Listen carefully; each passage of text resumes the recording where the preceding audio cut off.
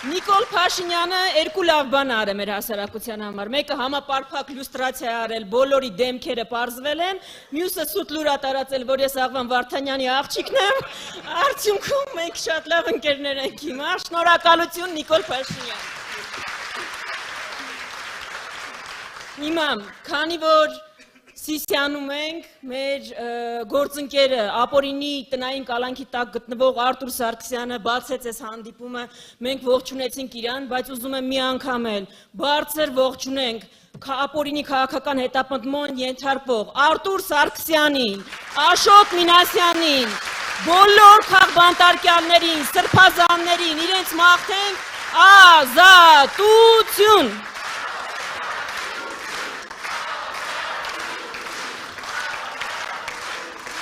Ազատություն մեր հայրենիքին ու ապօրինի բոլոր կալանավորվածներին։ Ժողովուրդ ջան, իսկապես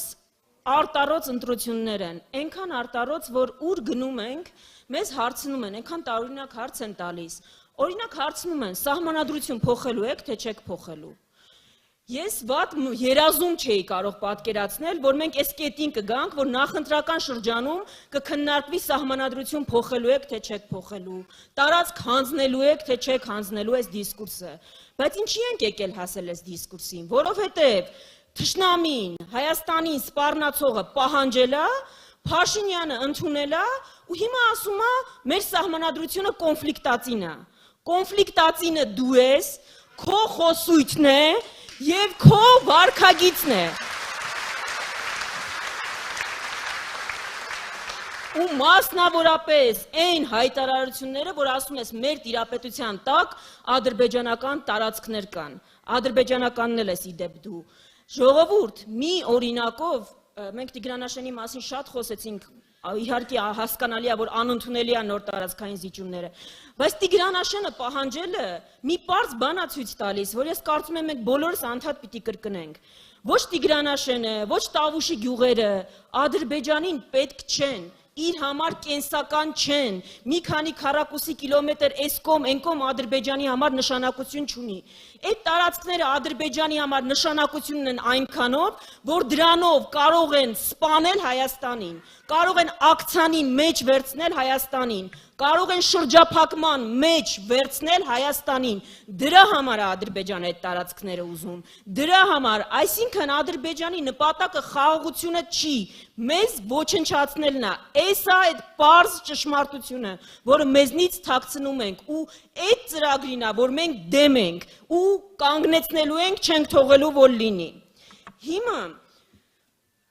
մենք հաճախ շատ ենք խոսում բարձր մասնակցությունից, հաճախ նաև ասում ենք, որ գնացել են 2021-ին ընտրել են այս իշխանությանը։ Ես հասկանում եմ այդ զայրույթը մեր, բայց ժողովուրդ չեն ընտրել։ 49%-ն է մասնակցել ընտրություններին, այսինքն անգամ մեծամասնությունը չի մասնակցել, ու այդ մեծամասնության, այդ փոքրամասնության կեսն է, որ քվեարկել է այս իշխանությանը, այսինքն դուք պատկերացնում եք, 25%-ի չափ բնակչությունն է, որ որոշել է 75%-ի ապագան։ Սրա համար ենք ասում, որ մեզ պետք է մեծ մասնակցություն, որ փոքրամասնությունը, որը ավելի ագրեսիվ է, այո, գուցե վախեցած է վարչական ռեսուրսից, տարբեր պատճառներից, իրենք գնալու են ընտրության, բայց եկեք այս անգամ չթողնենք, որ փոքրամասնությունը որոշի ապագան, եկեք մենք լինենք մեծամասնություն, եկեք 10%-ով բարձրացնենք այս մասնակցության թիվը, հաջորդ երկու շաբաթների ընթացքում, այստեղ հսկայական ներուժ կա, մենք բոլորը շփվելու ենք տասնյակ մարդկանց հետ, իրենց համոզենք, այս թեզերը բացատրենք, ներկայացնենք իրավիճակը, համոզենք գնալ ընտրության ու այնպես անենք, որ այս անգամ փոքրամասնությունը չորոշի մեծամասնության ճակատագիրը, դա է մեր խնդրանքը ձեզ։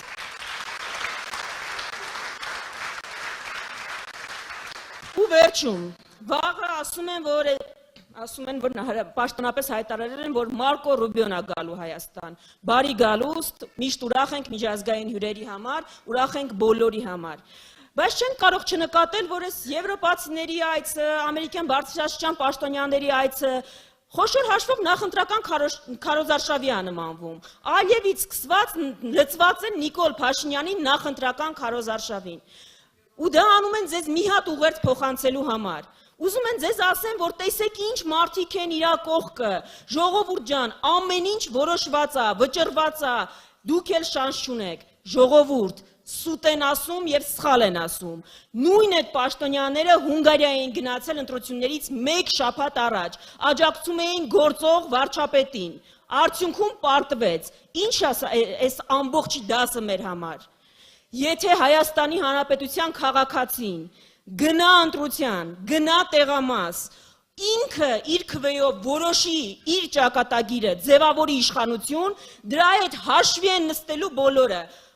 Թրամփն էլ, Պուտինն էլ, Ալիևն էլ, Էրդողանն էլ, դուք եք որոշում ձեր ճակատագիրը, Հայաստանում է որոշվում մեր ճակատագիրը, նրանք ովքեր այսօր աջակցում են Նիկոլին, առաջինն են շնորհավորելու նոր ձևավորված իշխանությանը, դրա համար, ժողովուրդ ջան, պարզ ընտրության առաջ ենք, մի կողմից Ալիևի սրտի թեկնածուն, այդ սրտիկները ոչ մեզ է, ոչ ձեզ է, դա Ալիևին է, Ալիևի սրտի թեկնածուն, մյուս կողմից հայերը իրենց թեկնածուներով, մենք չենք կարող Ադրբեջանի, Թուրքիայի ու Հայաստանի միջև չընտրել Հայաստանը, դրա համար հունիսի 7-ին մենք ընտրում ենք, հունիսի 7-ին համար, շնորհակալություն։